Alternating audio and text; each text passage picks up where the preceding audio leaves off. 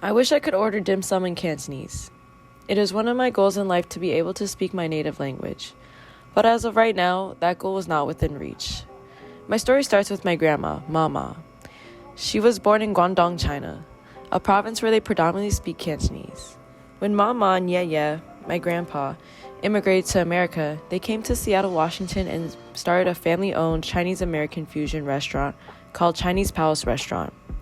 Food has always been a strength in our family, one of the few things my ancestors have passed down to our family here.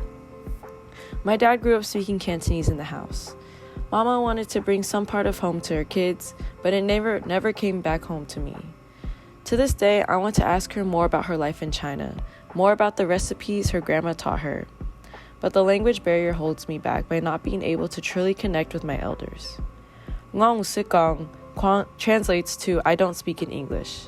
It is one of the first Cantonese phrases I can remember learning. Growing up as third and fourth generation American, I felt culturally detached from my heritage in numerous ways, one being unable to speak my native language.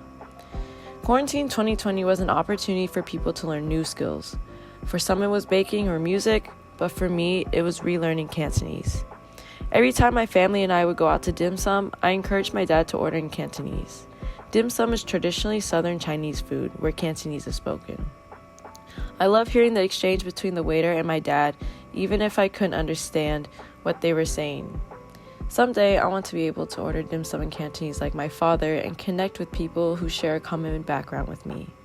At the moment, I only know the Cantonese names for the dishes, but my American accent still overpowers the words.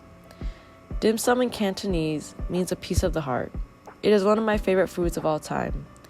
I think the main reason was because of the community I felt every time I was in a restaurant. While I realized becoming fluent during quarantine was beyond reach, I dedicated as much time as I could to take baby steps towards learning more Cantonese phrases. I may never become fluent in Cantonese, but that doesn't mean I am less of a Chinese person. I am learning not to blame myself or my dad for not teaching me Cantonese. I come from obstacles in my life that have challenged me to show resilience in multiple ways. If that means making homemade dumplings with my family every Lunar New Year, or sitting down with my grandma to ask her stories about her life in China, one day I hope to have one conversation with Mama in our native language. No matter where I go, who I am surrounded by, the roots of my culture stay in my heart.